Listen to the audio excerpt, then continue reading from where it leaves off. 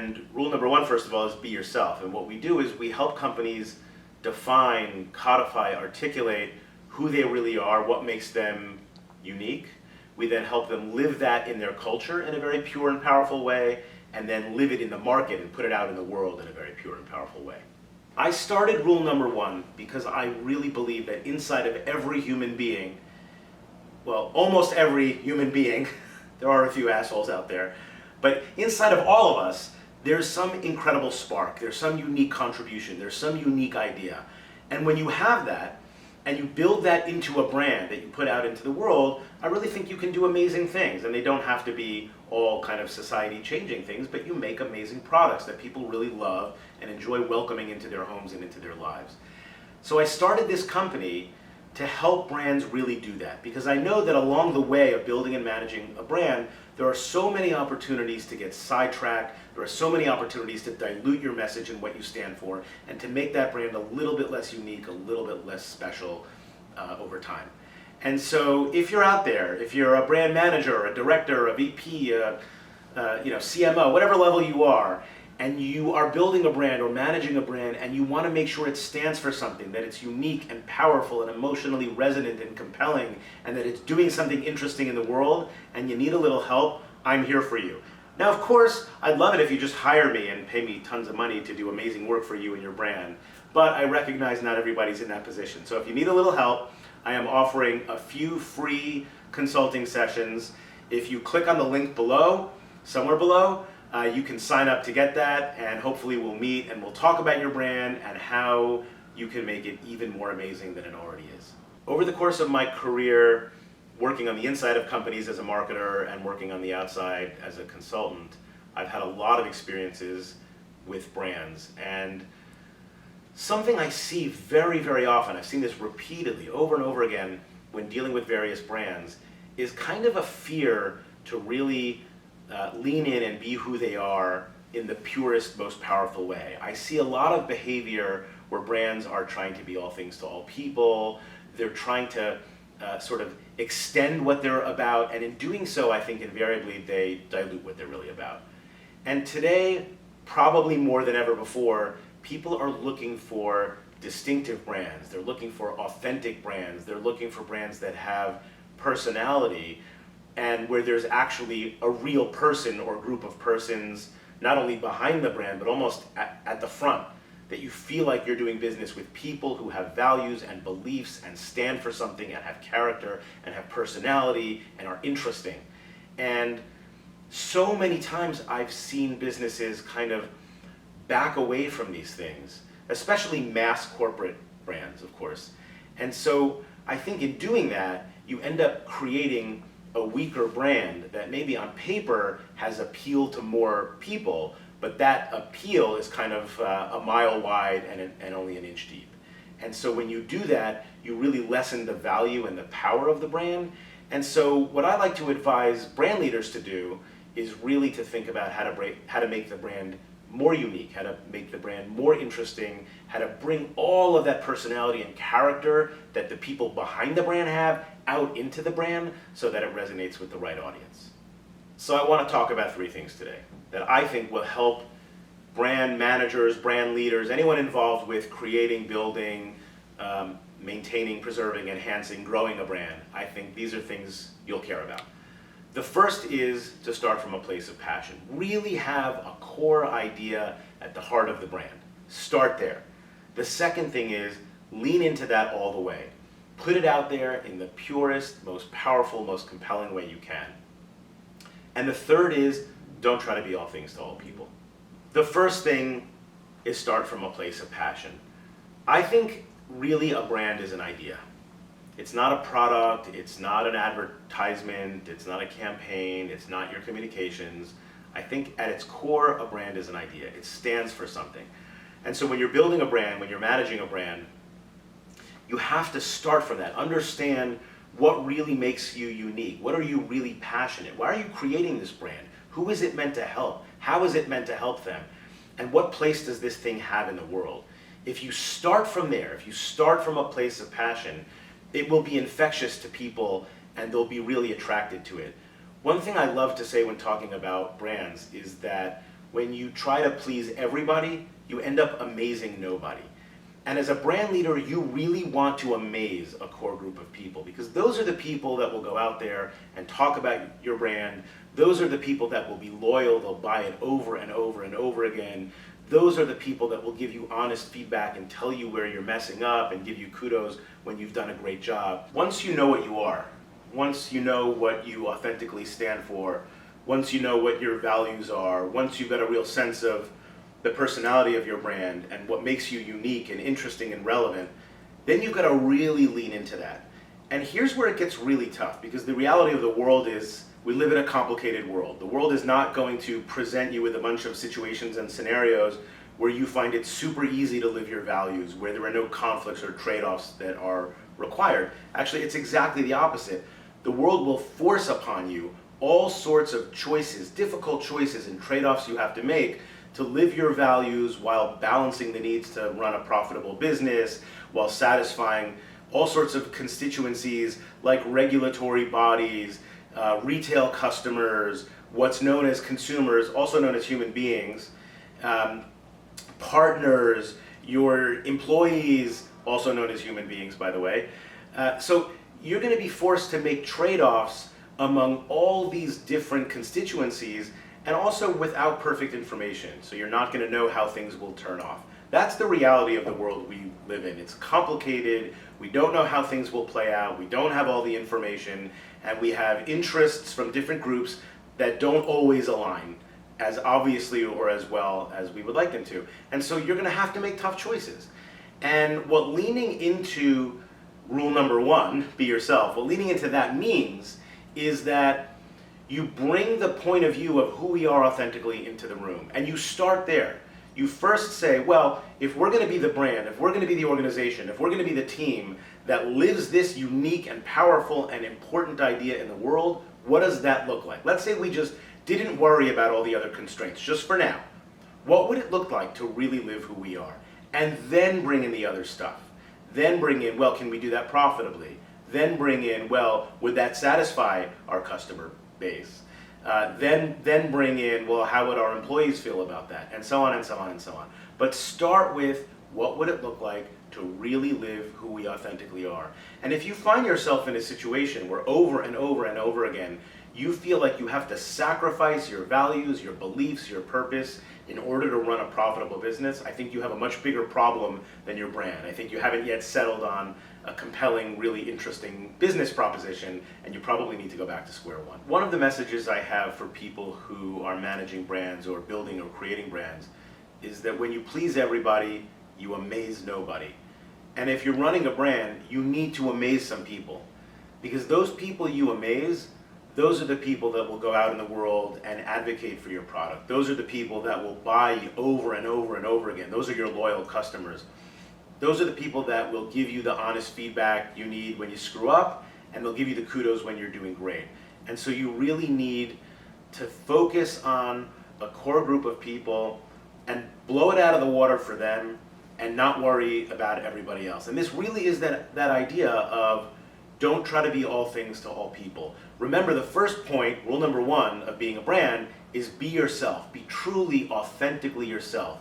Be unique, have a set of values, have a character, and really lean into that. And when you do that, you're going to find that some people aren't attracted to that, and that's okay.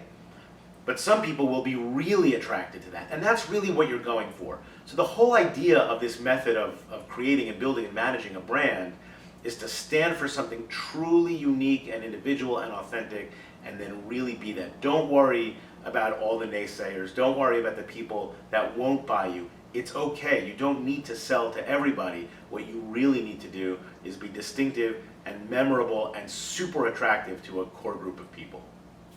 I want to talk about brands and what makes brands great. And I'm going to do this through the lens of craft beer, because anyone who knows me knows that I almost never shut up about it. It's a topic near and dear to my heart. I love independent craft beer, so I usually use that as an example when I'm trying to make a point about brands or marketing.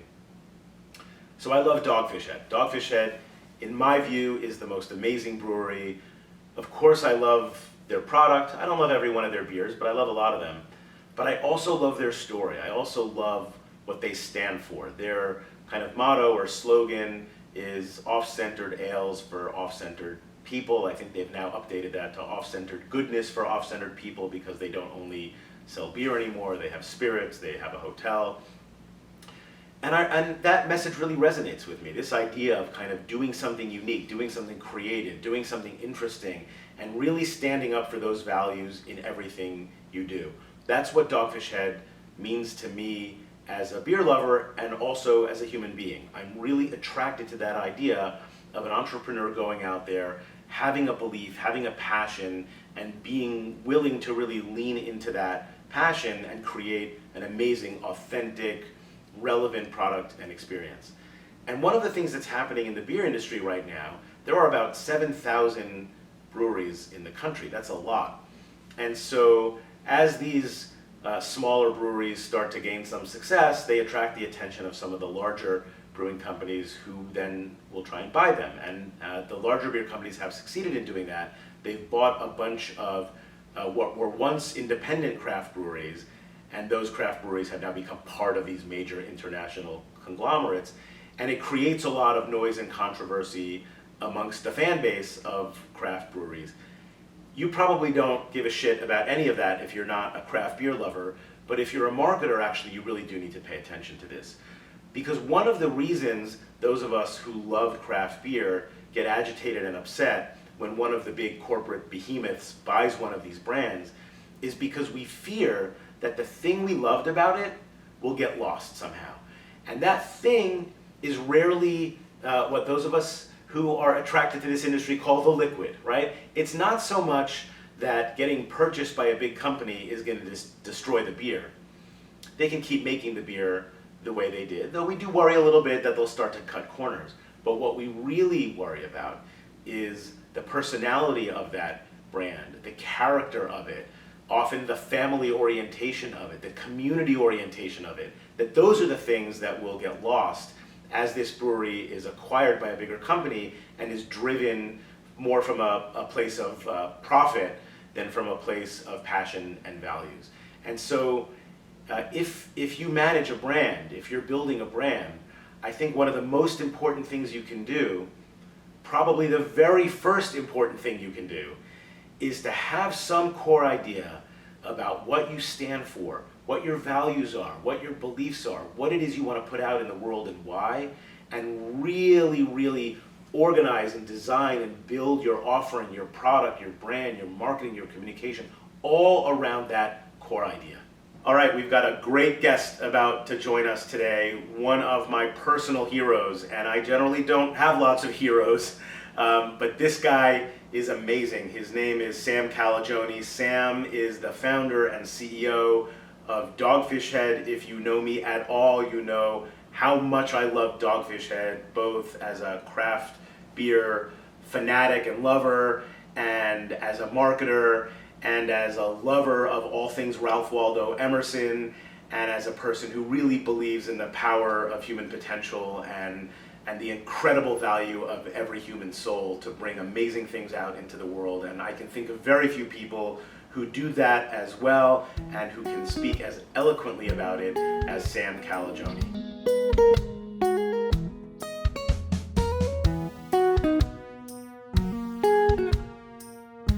All right, I'm here with Sam Calagione. This is awesome. Sam's the founder and CEO of Dogfish Head. If you've been within 5 feet of me, you know how much I love Dogfish Head. If you haven't been within 5 feet of me, they're a craft brewery, in my opinion, the best in the world, but you know, there are many other good ones too, and Sam would be the first to tell you about that. But I'm really excited about this because there's no company or brand or group of people I admire more than Sam and the folks at Dogfish Head. So very, very excited to have you. And I'm not the only one who's in love with Dogfish Head, because you had some really big news recently, Sam. You and the good folks from the Boston Beer Company decided to do a merger that valued your business at, I think, $300 million. So that's a great testament to what you and Mariah and your team of coworkers have done. Can you talk a little bit about that deal and what's exciting about it?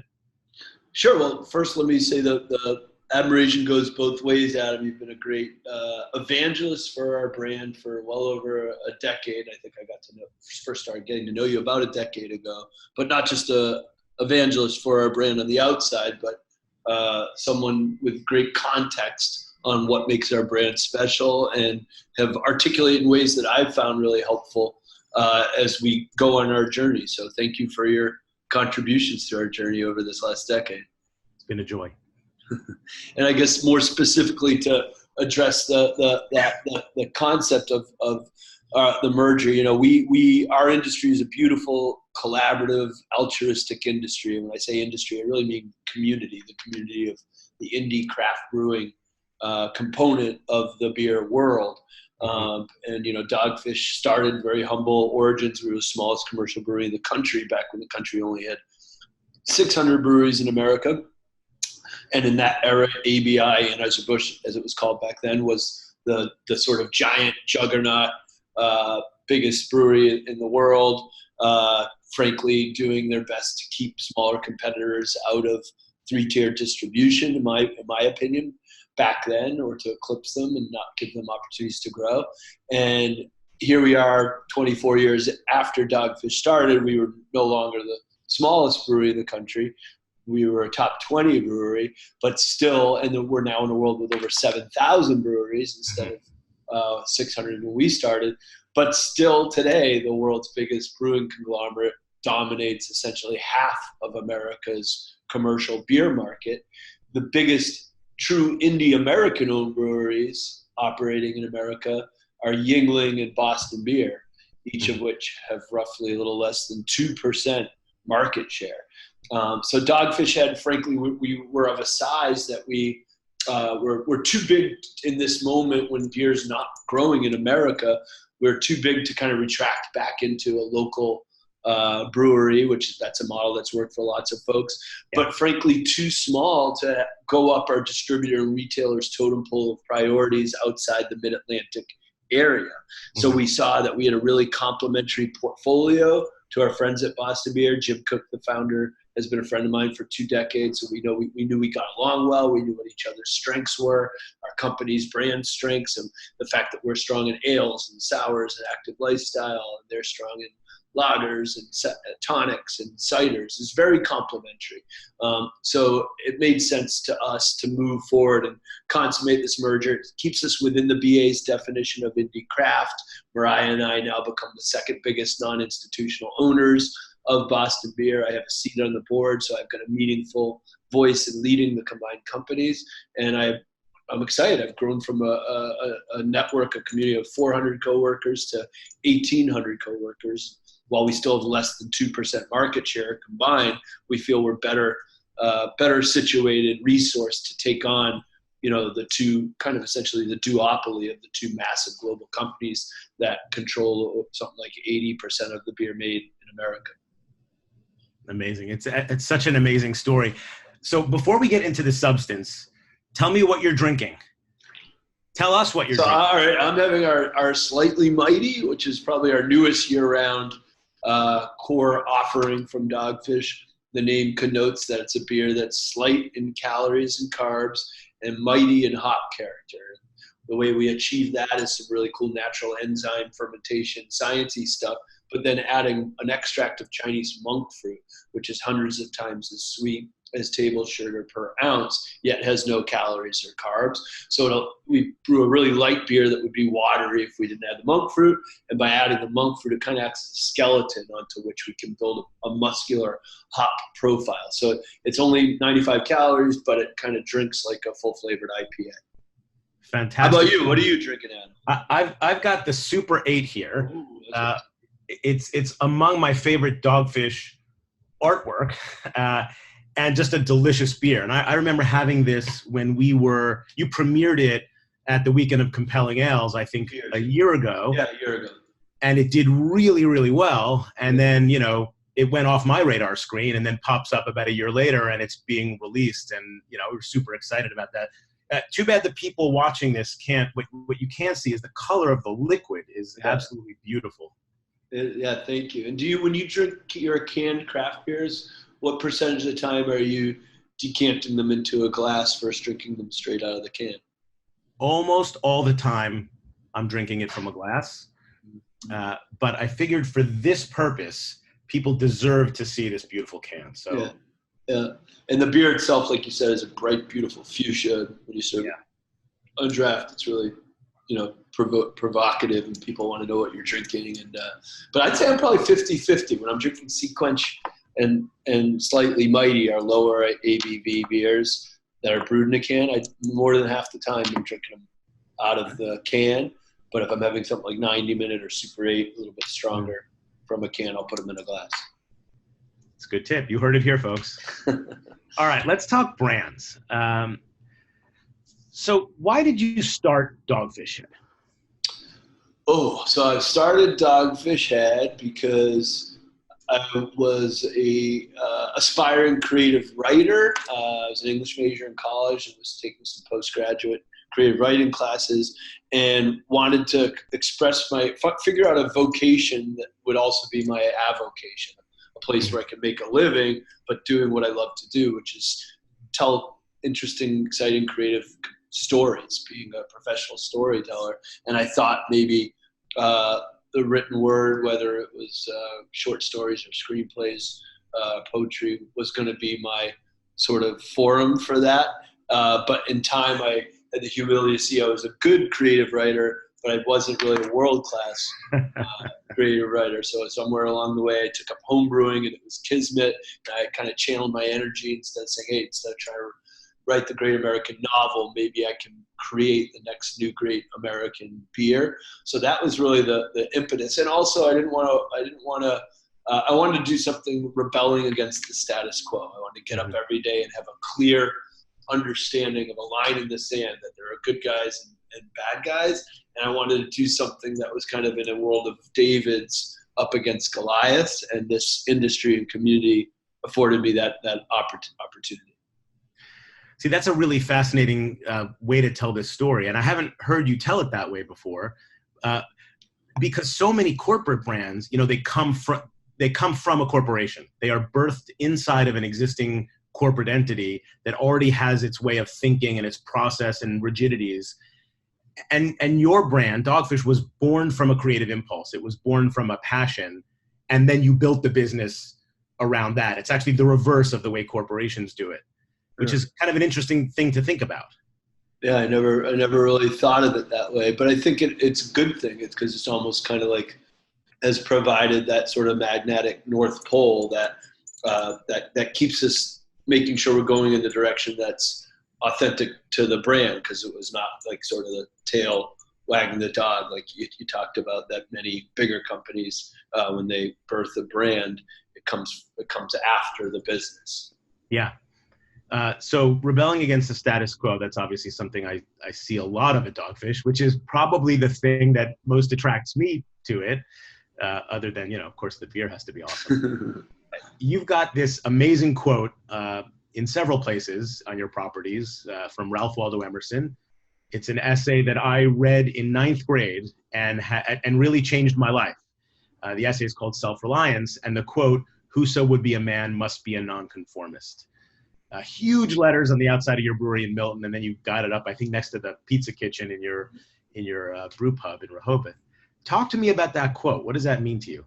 Yeah, I'm looking at it outside in the second floor of our offices too. So it's it's whoso be a man must be a nonconformist. He who would gather immortal palms must not be hindered by the name goodness, but must explore if it be goodness for himself. Because the integrity of your own mind is what it's all about. And it's really just a really eloquent, concise way of saying, don't just be a zombie in life and follow the status quo. Take risks, do interesting things, express your creativity. And if you do it a way that's valid and authentic, you will find an audience that will want to join you in whatever it is that you've created and celebrated with you. So I love that it speaks not just to what you make, but the reasons behind why you make it. You might be on a team, and then 2 years later, you're working on another brand, and they rotate in a whole other group of people. And so how do you really feel connected to something when you're constantly moving? Whereas you've been at this for 25 years or so. This is a passion of yours. And I think that's another thing brand owners or would-be entrepreneurs need to consider is start from a place of passion and do something that you really believe in. What are some examples of you doing that in maybe some of the more provocative examples or interesting examples?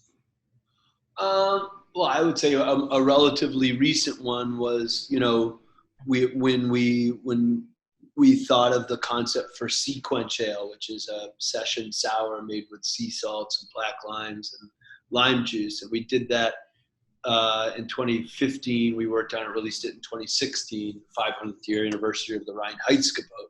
And even internally, there was a lot of pushback by certain folks at our company about should this be a core beer of Dogfish Head? Is that sour is such an esoteric style, it's only going to appeal to hardcore beer geeks. But it was a concept that I really believed in, and we'd already kind of put our toe in the water of sort of active lifestyle beers with Namaste, our sort of Belgian themed, yoga themed white beer, and we were doing these pints and poses classes where we were inviting people to do yoga and drink Namaste after. And I saw that the world of craft beer and that demographic would dovetail really well with sort of an active lifestyle demographic. So we really went for it with Sequence Ale, and really spent money working with, former head of the Gatorade Institute to vet the recipe at a molecular level with the goal of making it the most objectively thirst-quenching beer scientifically that we've ever brewed. And a lot of folks, both internally and distributors and retailers, were like, wow, that's way too technical of a concept for way too esoteric of a beer style. It's not something that's going to resonate. And we released it, and it's now become the best-selling sour beer in America, and our second highest volume beer behind 60 Minutes. So I'd give that as an example of us not following the status quo, taking a risk. And we also really believe in being a brewery that innovates and is not the fast follower model. You know of many brands that are very successful, like a Uniqlo or H&M, like fast fashion brands that are super good at quickly replicating a trend, from a pioneering creative, Louis Vuitton type brand, and then quickly kind of ripping it off, dumbing it down, and commodifying it at a low price point. That happens in every industry, and it happens in the craft brewing industry. There are a lot of brands that are very good fast followers and rip stuff off and then effectively commercialize it. And that's just not the journey our brand's on. So sometimes you take your arrows and you make risks that don't pay off, and we've done that. And sometimes with Sequence Ale, they do pay off. What are some examples of, when that risk didn't work out? And the reason I'm asking is partly because I know you've got some really awesome stories, but also because people always hear the word risk from creative people and sometimes think that means it's always going to work out great. And there's a path of risk that's always going to succeed. And that's probably not the case. So without revealing anything you don't want to reveal, what are some examples of when you took a risk and it came back to bite you in some way? There have been in earlier eras, I guess the recommendation I have for anyone in a creative brand building or business or entrepreneurial community is, if you're not failing with some regularity, you're not taking enough risks. But the idea is to always aspire to fail forward and not take the same wrong risk twice, or not take it too big of a risk. That could be a failure that could cost you the company or cost you your momentum or the integrity of the brand. So in the early days, we did a beer called Au Courant, which was a Belgian golden ale made with black currants. And it was back in the days when we were growing double digits annually for like 7 or 8 years in a row. It was kind of like, no matter what we brewed and put out, it would sell. And that was like a tipping point moment with Au Courant, where I was walking a distributor through the brewery when the beer was coming off the bottling line. And they were like, "Oh my God, that's cool! You're coming out with a new beer. Wow, it looks like you're filling truckloads of it.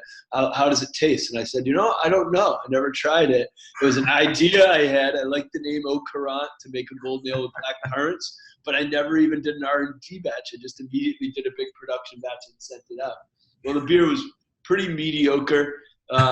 It didn't sell well. And at our company, when you work at Dogfish, you get a free payday case every 2 weeks with your paycheck. And for about 3 months there, we had so much extra Au Courant that it was mandatory. You had to take Au Courant as your payday case, and you'd show up at a backyard barbecue or party or in coastal Delaware. And if you walked in with that case, the whole room would go, "Oh, come on." Instead of Au Courant, it became known as, "Oh, come on," because everyone was sick of drinking it. So the lesson learned there is from there forward, we always made sure we installed a much smaller R&D brewing system in our big production brewery. And now we have a 10-gallon brewery, a 5-barrel brewery, and a 7-barrel brewery, on which we're almost every day on one of those systems making our Jackson Pollocks and flinging our R&D risks at the wall, at the same time that our 100-barrel and 200-barrel big systems are pumping out the Renoirs and the Monets of 60-minute sequence that we're selling coast to coast. So we're much better about taking smaller, more methodical R&D risks than in earlier eras. Let's switch gears here for a second. The Dogfish brand. Are there some ways that brand reflects your actual personality as an individual? How does that brand connect with Sam the person? Yeah, I mean, that's a great question. I mean, I knew I wanted to build a company centered around beer, but that did more than beer. And from day one, we did live music, we did wood-grilled food, and we did homemade beer. Those were kind of the tripod from which we started.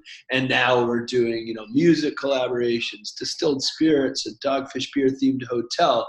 But all of those, ancillary, I guess, brands you'd call them, from our volume core brand of beer, feel authentic because they're similar passions of mine and Mariah's, and equally passions of our coworkers, because the physical locations and the products that we make are really secondary to the people in terms of what our brand is about.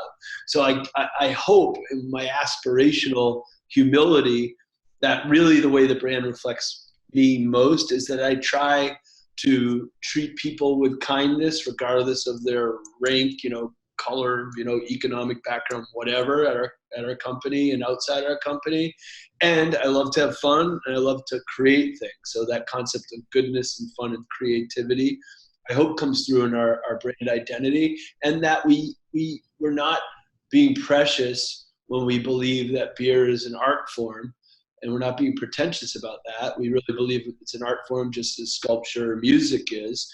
But that we take beer seriously without taking ourselves too seriously. So I hope our brand voice evokes that sense of playfulness and irreverence that I think is just as important to how serious we take the opportunity to pioneer and create new stuff. You use this phrase, which I think is so awesome, off-centered. And it's in your slogan or motto. It used to be off-centered ales for off-centered people. And now that you're doing some lagers, you're doing a hotel, you're doing spirits, off-centered goodness, I think, for off-centered people. Yep. What is off-centered? What does that mean?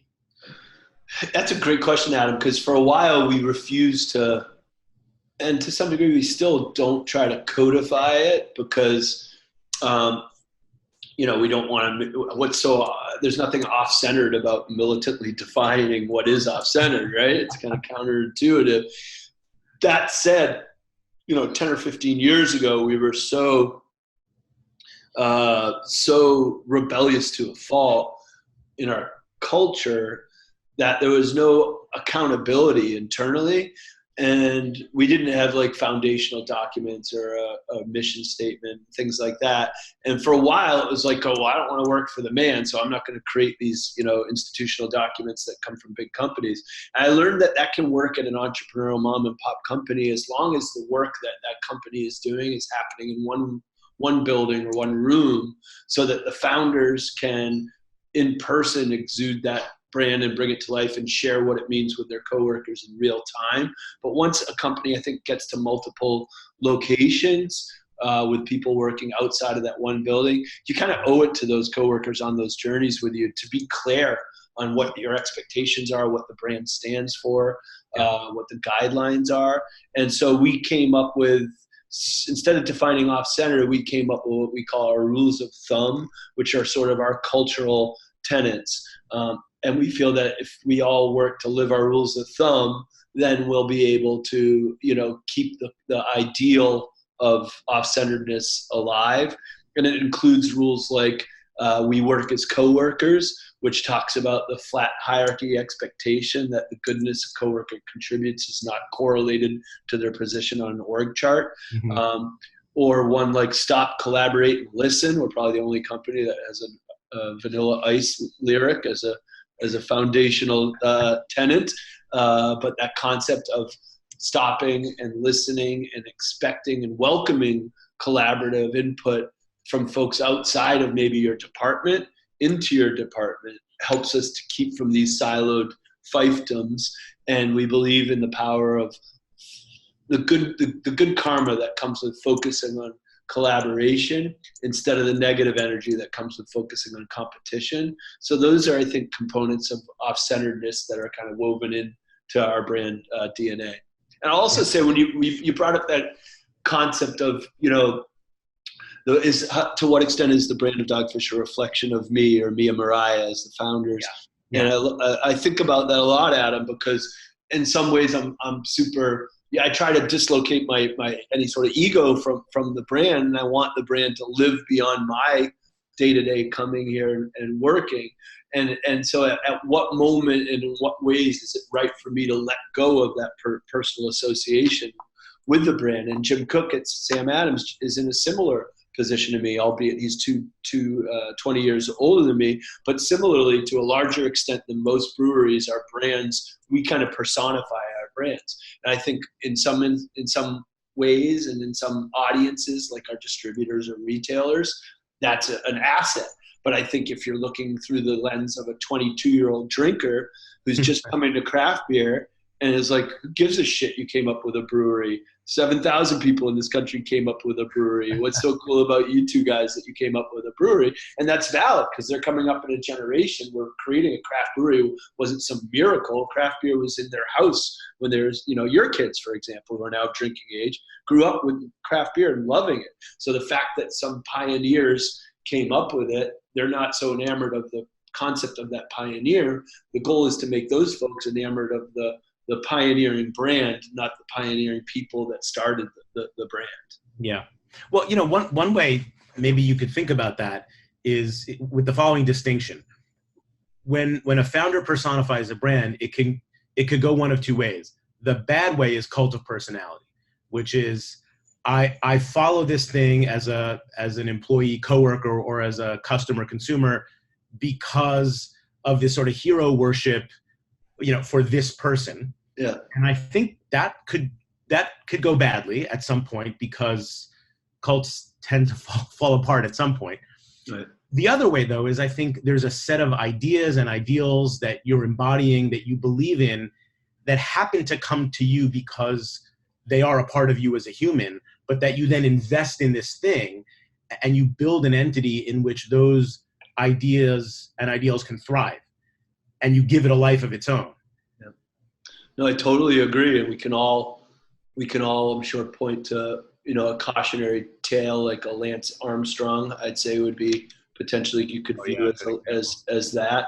A Martha Stewart fall from grace, but I think she's done a beautiful job of reeling in her humility and having a second life for her brand. But like you, I'm a fan of brands and people, creatives that start them. Like I'm enjoying, I might pronounce it wrong, but watching the journey of, is it Virgil Abloh, who started as Kanye's sort of brand director and has then created his own brand that I can't really afford. I forget the name of it, with the arrows like this. Yeah. Off-White, and now he's the creative director for Louis Vuitton too. But I think he's done an amazing job of creating a passion for both him and what he stands for. And the question is, can it stand the test of time, and can it go beyond his own personality into a multi-generational impact on a meaningful brand? And I'd put Yvon Chouinard at Patagonia in a similar place. I think it's really walk the walk and talk the talk. And they're really interesting because Patagonia takes some big risks that they know are going to offend some fraction of their potential buyer demographic, but they're willing to take those risks and take the arrows associated with them. And the folks that the risks are appreciated by are a large enough group that can sustain their brand. Yeah, this is a really important point you just made, which is, having to do with, I'm willing to take the hard path and to take the risks to serve this idea that I'm all about. And obviously you have to make it work from a business perspective. If, anyone could be in service of some ideal and go out of business within a year if they just throw money at it. Yeah. The trick is, how do you think about being in service of these ideas, goodness, of centeredness, and also running a business that, has to turn a profit? Yeah, I mean, that's the existential question for any growing entrepreneurial brand. And really, to be perfectly frank with you, that was the lens Mariah and I vetted the opportunity on what should be the next chapter of Dogfish through when we decided to do this merger with Sam Adams, was to say, have a little bit more personal humility in the process and say, look, we're really proud of what we as a mom and pop company with our coworkers have done to grow Dogfish from the smallest brewery in the country to a top 20 craft brewery. But our industry has changed so much in those 24 years. We're now at a moment where beer growth in America is flat. More and more new beer drinkers are opting out of beer and into either not drinking alcohol at all, cannabis, tonic, ciders, what have you. And at a moment when 1,000 new breweries opened last year, what other industry has 1,000 new competitors come into that's a zero growth industry? Well, that's the reality of this moment for us. So we took a look at that and said, we should have humility in this moment. What do we care most about? Is it mine and yours controlling ownership of this brand that we started? Or is it opportunity for growth, the opportunity for the growth of the brand we started, and the opportunity for growth for our coworkers? And Mariah and I said, this is the right moment to, you could look at it through the lens of we gave up some personal power in this merger so that our brand and our coworkers could have more power moving forward. And it's not like altruism and look at us, we're a bunch of martyrs.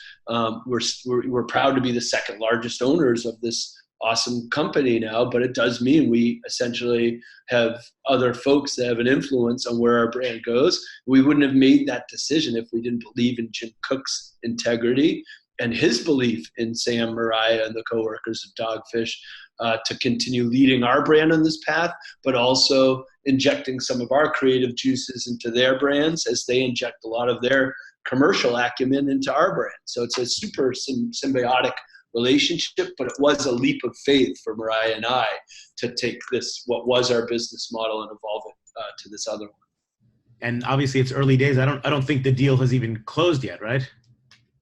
Yeah, Hattie, our CFO, and George, our president, are in another room while I'm getting to drink beer at lunch. They're desperately working on the closing documents with our compatriots at Boston Beer. And we could close as early as this week, but it may take a few weeks because, as you know, probably better than I do, it's a very complex process. So we've been circling around a bunch of ideas having to do with kind of the authenticity and the personality of a brand. It's my contention that great brands have a very distinctive character, personality, way, voice, tone. And the reason I think that's important is I experience it myself. I connect with brands when I feel there's something interesting about them that personally connects with me. And, from my big corporate experience, I know that's rarely the case. Those brands or products usually come from big quantitative market research studies that get kind of filtered over time, and someone has an idea and 5 years later when the trend is already over, they come out with a product. And the thing about personality is I think many human beings are a little bit afraid of putting their personality out in the world, not only through a business, but I mean, even being themselves socially. We all worry that we won't be accepted. Well, people won't like us. We all have some weird shit about us. And I think that weird shit is often the magic, those little quirks of personality that distinguish you from everyone else. Not just you, all of us. Yeah. All of us weird fuckers. Right. Freaks and geeks. Exactly. Talk to me about that a little bit. And I'm not saying like this is all about really bizarre stuff. I'm just saying we all have little nuances, little idiosyncrasies in who we are. And I think when we bring those to our social situations and, feel free to be ourselves, and when we bring them to the brands we create and the companies we build, those things have a better chance of succeeding because they really speak to a core group of people as opposed to sort of making everyone feel like, yeah, okay, that's pretty decent. Yeah. What do you think about that? I think you hit I think you hit what makes any successful niche brand successful in any market, because by definition, if you're a niche brand, it means you're within a marketplace that has massive brands as competitors. And the beauty of being a niche brand is you get to take risks and reflect your personality, as you were saying, as a brand, even though the colorfulness of what you're reflecting may be offensive to some people. But that's the beauty of expressing your personality, is that you hope that there'll be a group of folks that you offend, but you're being yourself. But equally, you'll find another tribe of people who are attracted to what makes you unique. And that to me is what being human is all about, is trying to find your tribe of similar minded people. And if you go through life as a brand or a person just trying to be inoffensive and innocuous, and that's what leads to people kind of living inside a shell and not finding reward, and it's what leads to brands being commodified into meaninglessness, when their goal is to try to appeal to as many people as possible. If that's your goal, you round off all the edges to become as inoffensive as possible to everybody. But sounds a lot less compelling to me than trying to be loved by a much smaller group of people. Yeah. As a brand or a person. One of the really interesting things about your business, and you talk about this in a couple of your books, I think, is you started your business with a brew pub. And I'm pretty sure you weren't buying expensive market research studies back then. I don't know if you are now, but you got feedback, every minute from people who were drinking beer. How do you kind of stay connected with your community, in the community, and learn from them what they really want? Well, you've done it with me a bunch of times, Adam, whether you've been behind the booth with me at the Extreme Beer Fest in Boston, or you've been around the fireside of our Harborfront Hotel in Lewis, Delaware. Mariah and I believe strongly that our brand's integrity is largely established around human scale interactions. So marketing that is conversational with beer lovers, whether that's in the digital platform where Mariah's more the leader on her social media sites, or in the real world where I'm more the analog face and voice and presence of Dogfish at a fireside chat at our hotel, which is where we do a happy hour and invite our guests to bring beers to a fireside. We just say, we're going to talk about beer for an hour. It doesn't have to be about Dogfish. But oftentimes those to me are the most impactful meetings, quote unquote meetings. We're not paying, and the folks sitting around that fireside paid to stay at our hotel. So God damn it, as you know better than anyone, people are going to tell you the truth when they've reached into their own pocket to invest in your brand. And those interactions for me are much more meaningful than spending tens of thousands of dollars on a focus group, where they paid you, you paid them. Of course, they're going to be like, "Oh, I love your chicken," or "I love your potato chips," because they're getting paid to say that. Yeah. Whereas interacting with real customers in real time, whether it's on social media, events, festivals, to me is the most impactful marketing that we do. You talked a little about scale.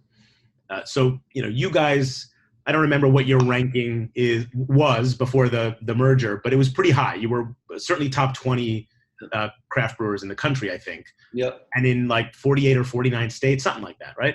Yep. So that's not a small company, but yet, what, 1%, less than 1% pre-merger of the total market share. Yeah, closer to 1/10 of 1%. 1/10 of 1%. We were zero. Dogfish Head pre-merger, our brand was 0.18%. And so combined, I'll put it this way, combined Dogfish Head and Sam Adams, all of our beer sales combined is less than 2% domestic beer market share. Right. Yeah. So, still a David among Goliaths, Totally. Yeah. You're not, something about the word niche doesn't feel right to me from you're selling a lot of beer, mm-hmm. but you're clearly not a mass brand. Mm-hmm. And I think, what I've heard you talk about off-centered people, and anyone can be off-centered. It's not, this is not an elitist thing. Right. Anyone can join. Yep. You want a lot of people to buy your beer. You've been super successful at that. How do you think about the concept of niche versus scale and kind of preserving what makes you special as you grow and grow? And hopefully you'll have many more years of doing that together with Boston Beer. I mean, that's a great question because it's all relative. If we were in the kombucha business instead of the beer business, we would be like the largest producer. We'd be the Goliath, right? In the world of kombucha, or one of a few Goliaths, I guess. So it's all relative. It's also, it's bittersweet to me when some folks, when we announced the merger. Of course, the smaller of the two entities merging into consumer-facing brands is going to take more arrows for combining with the bigger of the two entities. So if you looked at our social platforms, and you and I chat about this by email post-merger when you sent in some thoughtful questions to the Off-Centered Society, of course we're going to take more arrows. But within a few days, the dialogue online got more positive. But it still blows my mind when some people are like, "Oh, Dogfish Head's too big now," or "their combined company is too big." When you put it in the context of market scale, we're still tiny. And what's ironic is, 15 years ago, 90 Minute was the #1 ranked beer on Beer Advocate, and I'm sounding like a curmudgeonly old guy when I say this now, but. And that was an era before people were lining up outside of tasting room breweries. I'm excited for our friends at Treehouse and Other Half that now have sort of the highest ranked cult brands. But that is our lineage. We were a tiny little cult brand that had the audacity to try to grow into a national brand in a community where there's some beer geeks who have an amazing beer IQ and use those powers for good to turn other people on to good beer the way you do. But our community has a loud minority of beer snobs who might have an equal beer IQ to beer geeks, but frankly, I think they use their power for evil and to put down other brands or say, "I'm the guy who drove to this goat shed in Vermont and waited in line and got this beer that you'll never have. And so I'm going to give it a huge high rating, but I'm going to give Dogfish Head a shitty rating on this website because I know you, the average consumer, can find it at your local Total Wine and more."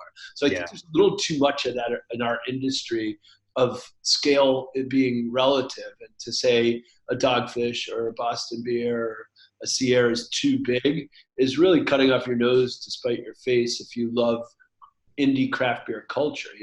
My fear is more and more people that buy beer just from a little tasting room brewery instead of at a retail store.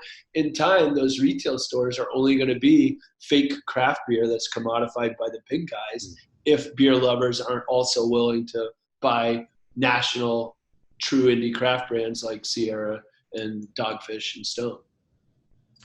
I could do this forever, but we're getting the sign of we're almost done. I could do this forever too. And hopefully we will. We will have many more of these. Hopefully not all on camera, but actually in a fireside chat. I've got one more question for you. Yes. Someone who's out there they've got a passion. They're trying to build a company or a brand today. Some entrepreneur of any age, but who's got the passion for it. What advice do you have for them? Well, I would say write a business plan, even if you don't need money, because the exercise of forcing yourself to articulate and put on paper what it is you're aspiring to do, what it's going to cost, how many people are going to do it, how you're going to differentiate yourself from your competitors. That exercise that's kind of within the uniform vanilla template of a traditional business plan, you can inject your creativity into that system and process, and it's going to yield meaningful results, even if it's just a plan that you hand to your coworkers. If you don't need to raise money from a bank, it's still worth doing. And the other side of that is when it comes to putting on paper what your financial goals are and your startup costs, and instead of trying to start with a model of how big can I start this company, find out a way to start by saying, how small can I start this company? So that you don't go into too much debt or end up making decisions just based on having to pay a massive monthly bank loan. Mm-hmm. So I always, when people say, oh, there's 1,000 breweries open last year, no growth industry, I was thinking of opening a brewery, should I do it? They ask me that, and I say, if you've got a concept that's well differentiated, going to be world-class in quality and consistency, go for it. But try to figure out how small you can start. Don't try to start big. Fantastic. Thank you so much. Cheers. Cheers, Adam. Boom. Always good chatting with you. I'll see you at the likewise. soon. We'll talk soon. Send my love to everyone, and good luck with the closing and the merger. It's good times ahead. Thank you. Thank you, my friend. Talk to you soon.